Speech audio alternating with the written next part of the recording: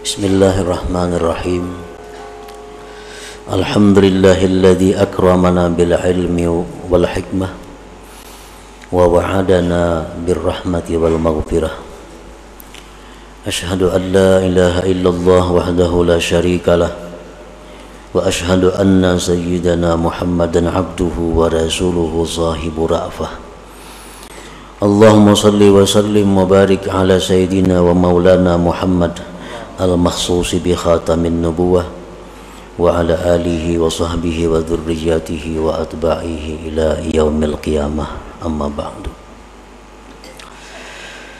Alhamdulillah, puji syukur kita haturkan kehadirat Allah subhanahu wa ta'ala yang telah memberikan kepada kita berbagai macam nikmat dan anugerah, taufik dan hidayah serta inayah, sehingga kita malam ini dapat kembali berkumpul bersama-sama di majelis yang penuh berkah ini. Salawat dan salam untuk junjungan kita Nabi besar Muhammad sallallahu alaihi wasallam dan kepada seluruh keluarga, para sahabat, zuriat dan pengikut beliau sampai hari akhir. Para muhibbin rahimakumullah, al-hikmatul hadiyatu wal ishrun minal hikamil ataiyah. Qala al-imam Ahmad ibnu Athaillah as-Sakandari rahimahullah wa nafa'ana bi ulumi. Hikmah yang ke-21 dari al-hikam. Berkata Imam Ahmad bin Athaillah as-Sakandari rahimahullah, talabuka minhu ittihamun lahu wa talabuka lahu ghaibatun minka anhu wa talabuka li ghairihi likillati hayaika minhu wa talabuka min ghairihi liwujudi bu'dika anhu.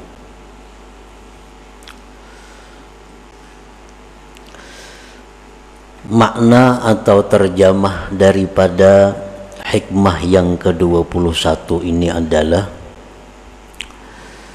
menuntut engkau daripada Allah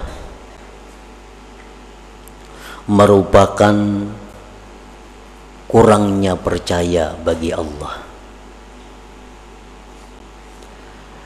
dan menuntut engkau bagi Allah merupakan ketidakhadiran engkau terhadap Allah,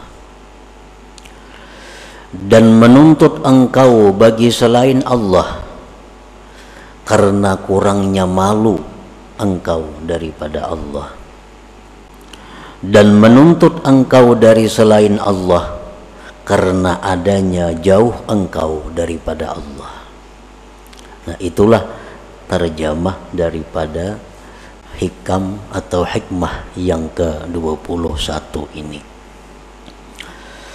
Para muhibbin rahimakumullah, di dalam hikmah yang ke-21 ini ada 4 perkara. Ada 4 perkara yang disampaikan oleh beliau pengarang. Yang pertama adalah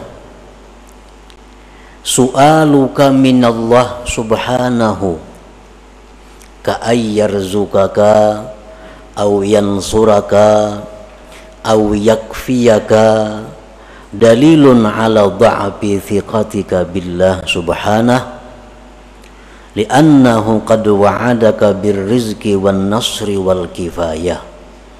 Qala ta'ala Allahu alladhi khalaqakum thumma razaqakum wa kana haqqan 'alaina nasrul mu'minin alaysallahu bikafin 'abdah innallaha la yukhliful mi'ad.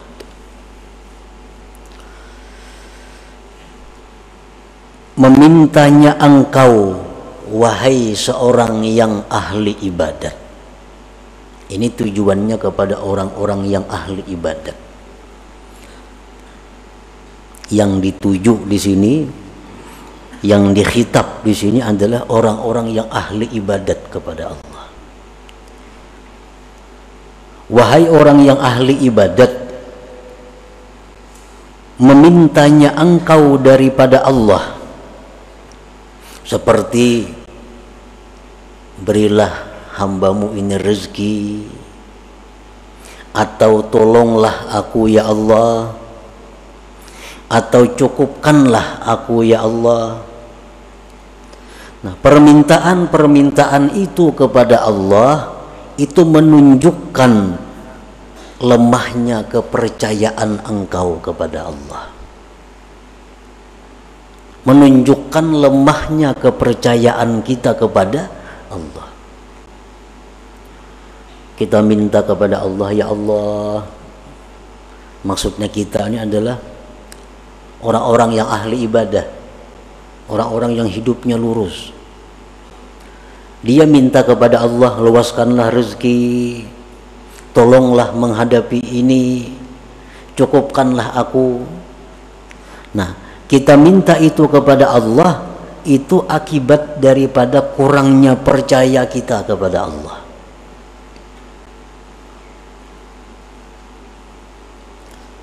Karena Allah sudah menjanjikan engkau. Dalam Al-Quran Allah sudah menjanjikan dengan rezeki. Allah sudah menjanjikan menolong. Allah sudah menjanjikan mencukupi. Seperti firman Allah, Allah yang menciptakan kamu, kemudian Allah yang memberikan rezeki kepada kamu. Firman Allah lagi adalah kepastian atas kami menolong orang-orang yang beriman. Allah berfirman lagi, apa tidakkah Allah itu mencukupi hamba-hambanya? Dan Allah itu tidak mau, tidak mungkin menyalahi janjinya. Nah, para muhibbin rahimakumullah, ini bagian pertama dari 4 perkara yang termaktub di dalam hikmah ke-21 tadi. Umpamanya kita dijanjikan oleh seseorang, kaina ikam kubari ini, nama menjanji ini orang kuat, raja umpamanya, ujar raja, ikam kena kubari, ikam kena ku tolong, ikam ku cukupi. Nah, itu janji raja. Kalau kita ini meminta kepada raja, raja tolong pak aku bang nah, beri ipang aku nah, itu menunjukkan bahwa kita ini kurang percaya dengan janji raja itu. Karena raja sudah berjanji menolong engkau, memberi rezeki kepada engkau, mencukupi engkau. Nah, jadi artinya kita berdoa kepada Allah, kita berdoa kepada Allah agar diberi rezeki, agar ditolong, agar dicukupi, itu merupakan kurang percayanya kita kepada Allah sehingga kita berdoa demikian.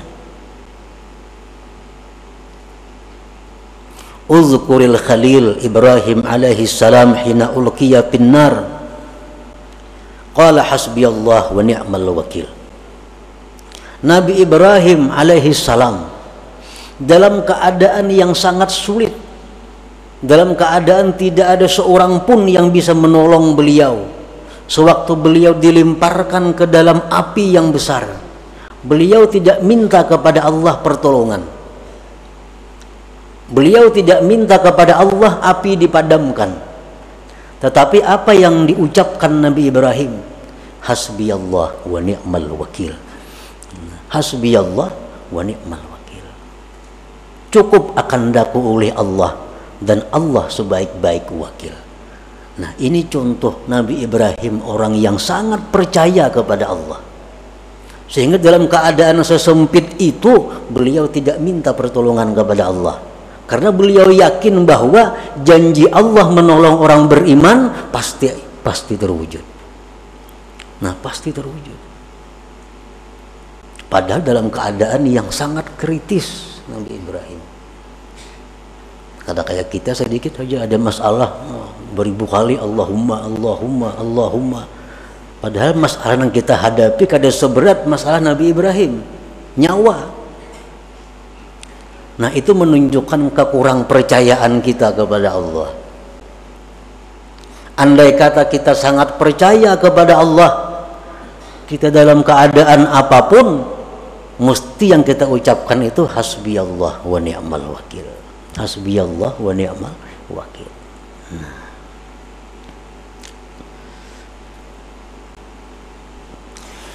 Wa fil haditsil qudsi, tersebut dalam hadis qudsi, man syaghalahu dzikri an mas'alati a'taituhu afdala ma u'tis sa'ilin.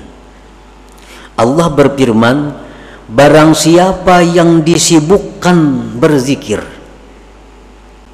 sehingga dia kada sempat minta kepadaku, maka aku beri dia lebih afdal daripada yang aku beri kepada yang minta kepadaku. Kita dalam satu masalah yang sulit, yang satu si A minta kepada Allah, ya Allah hamba sulit mudahkan, ya Allah hamba sulit mudahkan. Ada si B ini kada, hasbiyallah wa ni'mal wakil, hasbiyallah wa ni'mal wakil, atau subhanallah, atau alhamdulillah, berzikir kepada Allah. Allah akan memberi orang yang berzikir ini lebih daripada yang minta kepada Allah, lebih daripada yang minta kepada Allah. Nah, jadi artinya bagi orang-orang yang ahli ibadat, yang sudah tekun beribadah kepada Allah dalam keadaan-keadaan sesempit apapun, menurut pendapat sebahagian ulama, dia hendaknya berzikir kepada Allah, bukan minta kepada Allah. Nah, itulah bagian yang pertama daripada hikmah yang ke-21 tadi. Bagian yang kedua, wa talabuka lahu ghaibatun minka anhu, menuntutnya engkau bagi Allah merupakan ketidakhadiran engkau daripada Allah. Artinya, wa su'aluka minallahil qurba dalilun ala ghaibatika anhu, izlau kana qalbuka hadiran ma'allah lama talabtal qurba minhu. Engkau meminta kedekatan kepada Allah. Allahumma inni as'aluka al-qurba, ya Allah, aku minta aku ini dekat kepada engkau. Atau jadikanlah hambamu ini ya Allah golongan orang-orang yang dekat kepada engkau. Nah, permintaan kita seperti itu menunjukkan bahwa kita ini jauh dengan Allah, menunjukkan bahwa kita gaib daripada Allah. Karena andai kata Allah itu selalu hadir dalam hati kita, kita kada akan minta dekat, kita kada akan minta dekat. Nah, kenapa kita minta dekat kepada Allah? Karena kita merasa jauh.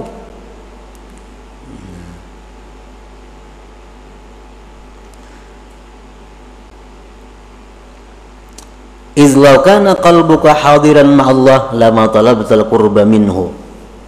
Karena jikalau hati engkau itu selalu hadir bersama Allah, niscaya engkau tidak meminta kedekatan daripada Allah. Nah, jadi artinya kita minta lawan Tuhan supaya dekat itu kurang baik juga. Kurang baik juga. Karena itu berarti kita jauh dengan Allah. Jadi bagi orang-orang ahli ibadah, baik minta supaya ditolong, minta supaya diberi rezeki, itu hendaknya kada usah. Cukup hasbiyallah wa ni'mal wakil. Jangan minta dekat kepada Allah, tetapi teruslah berzikir, karena dengan berzikir itu kita sudah dekat dengan Allah. Nah, Itu yang kedua daripada hikmah yang ke-21 tadi. Yang ketiga, wa talabuka li ghairihi likillati hayaika minhu.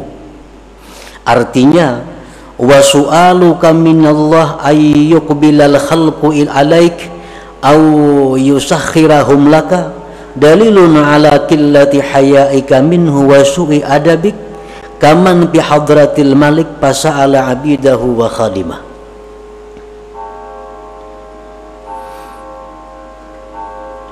Mintanya engkau daripada Allah bahwa agar makhluk ini berhadap kepada engkau, itu satu bukti bahwa sedikitnya malu engkau dari Allah dan jahatnya adab engkau. Umpamanya kita berdoa kepada Allah, ya Allah, tundukkanlah manusia-manusia kepadaku. Ya Allah, bukakanlah hati manusia untuk semua menghadap kepadaku. Nah, doa seperti itu.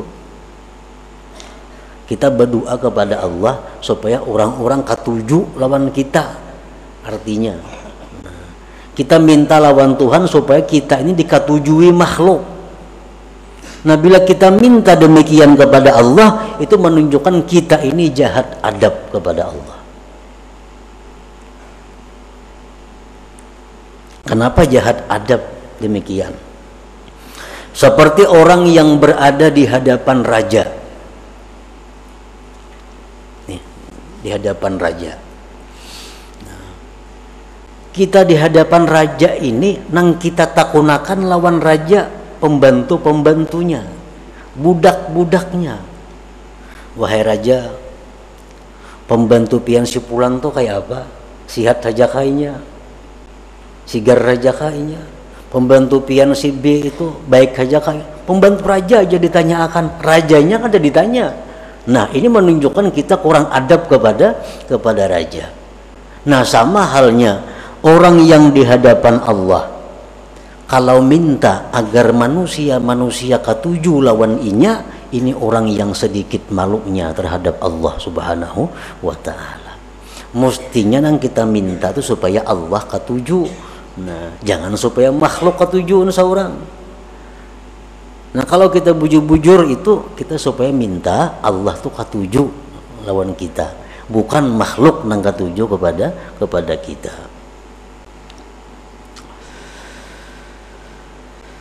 Nah, yang keempat, bagian yang keempat dari hikmah yang ke-21, wa talabuka min ghairihi liwujudi bu'dika anhu. Menuntutnya engkau dari selain Allah menunjukkan adanya jauh atau jahil engkau daripada Allah. Wa su'aluka min ghairihi ta'ala, mintanya engkau dari selain Allah, litatluba minhu syai'a, untuk kamu tuntut dari selain Allah sesuatu. Minta ubati lawan makhluk Allah, minta pertolongan lawan makhluk Allah, minta apapun kepada selain Allah. Auliyatma'inna bihi qalbuk, atau mencari ketentraman hati dengan selain Allah. Itu menunjukkan jahilnya engkau dan jauhnya engkau daripada Allah Subhanahu wa ta'ala. Orang yang mencari ketenangan batin dengan makhluk.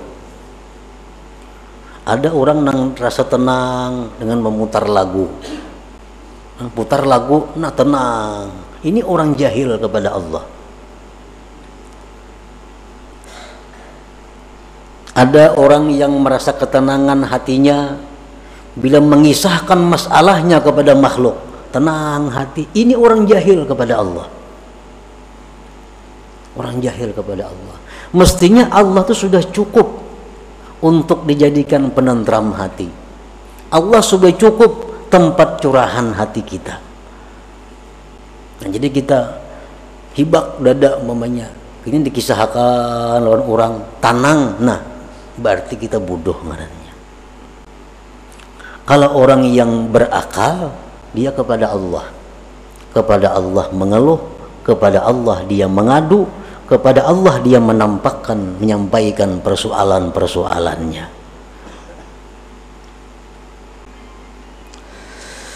Wa su'aluka min ghairihi ta'ala litatluba minhu syai'an aw liyatma'inna bihi qalbuk dalilun ala jahlika wa bu'dika anillahi ta'ala. Nah, para muhibbin rahimakumullah. Jadi keempat perkara tadi semuanya adalah mazmum, itu dicela. Minta kepada Allah supaya ditolong, minta kepada Allah supaya diberi rezeki, minta kepada Allah supaya diluaskan rezeki, itu menunjukkan kekurang percayaan kita kepada janji Allah. Kan kada bagus nih tuh. Yang kedua, kita minta lawan Tuhan agar dekat, berarti kita nih jauh lawan Tuhan, padahal Tuhan tuh sangat dekat kepada kita. Salah juga minta itu. Yang ketiga, kita minta kepada Allah agar disukai oleh makhluk. Salah juga itu, tercela juga. Yang keempat, minta kepada selain Allah, itu pun dicela juga. Nah, itu rangkuman 4 perkara daripada hikmah yang ke-21 ini. Nah, para muhibbin rahimakumullah, kesimpulan daripada 4 perkara ini ada 2 macam. As-su'al wa du'aul madhmum min Allah Ta'ala idza kana taliban lil qismah idma qusima laka wasilun ilaik. Wa amma as-su'al wa du'a min Allah Ta'ala bi kasdil ubudiyah wa izharil faqah fa ma'murun bih. Meminta, berdoa kepada Allah dengan doa-doa seperti tadi, itu dicela apabila yang berdoa ini menuntut jatah kepada Allah, menuntut bagian daripada Allah, karena Allah sudah membagi. Setiap yang dibagikan Allah itu pasti sampai kepada kita, mau kada mau. Setiap yang Allah jatahkan untuk kita itu pasti sampai kepada kita. Paling-paling masalah waktu, dan waktu itu kada bisa dimaju dimundur. Kalau Allah sudah menetapkan kepada kita bahwa kita dapat rezeki yang besar tanggal 2 bulan 12, kayak apa aja kita berdoa, kada bisa maju dari itu. Nah, jadi berdoa itu dicela apabila waktu berdoa itu kita minta bagian kita kepada Allah. Minta bagian kita kepada Allah.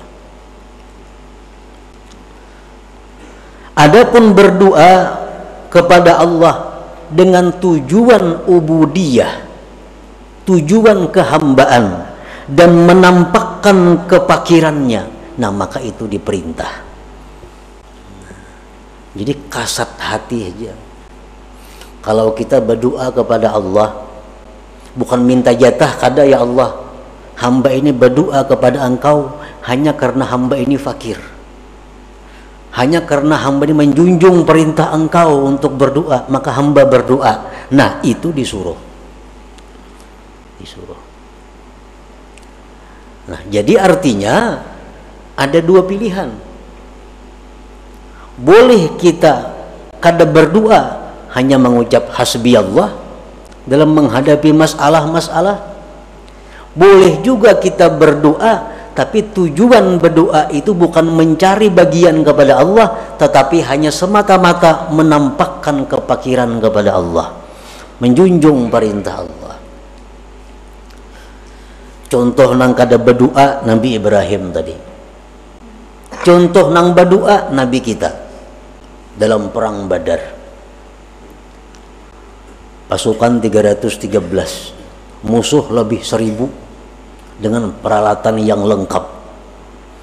Nah, Nabi kita di dalam khimah berdoa, Allahumma ahdaka wa wa'dak. Ya Allah, hamba menuntut janji Engkau bahwa engkau menolong orang-orang yang beriman. Nah, Nabi kita berdoa minta ditolong, tetapi beliau berdoa itu bukan menuntut bagian, tapi semata-mata karena menjunjung perintah Allah dan menampakkan kelemahan kepada Allah. Jadi artinya silahkan aja kita berdoa, silahkan juga kada berdoa. Misalnya kita menghadapi satu masalah, kita kada hendak berdoa, hendak kayak Nabi Ibrahim, itu dibaguskan juga oleh para ulama. Ada masalah besar yang kita hadapi, hasbiyallah wa ni'mal wakil, hasbiyallah wa ni'mal wakil. Itu 4 Nabi Ibrahim. Ada masalah yang kita hadapi, lalu kita berdoa kepada Allah agar ditolong, tapi tujuan kita adalah menampakkan bahwa kita ini lemah. Itu 4 Nabi Muhammad sallallahu alaihi wasallam boleh juga. Seperti apa yang dikatakan oleh Al-Habib Abdullah bin Alawi Al-Haddad dalam syair beliau, qad kafani ilmu rabbi min su'ali wa ikhtiyari, padu'ai wa btihali syahidun li biftiqari. Ujar beliau, qad kafani ilmu rabbi, sudah cukup lawan aku ini ilmu Tuhan. Artinya Tuhan tuh tahu aja keadaanku, sudah tahu. Aku susah, Tuhan tahu. Aku kesempitan, Tuhan tahu.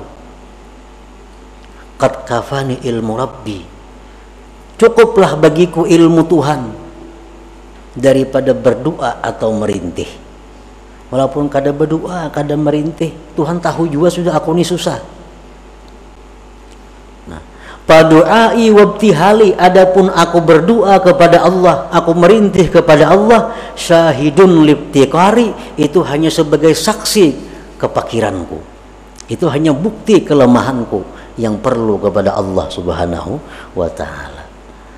Nah, jadi doa itu kalau demikian halnya, doa itu kada kabul, kada jadi masalah. Karena berdoa bukan supaya kabulnya kada. Berdoa ini semata-mata perintah Allah dalam Al-Quran agar berdoa.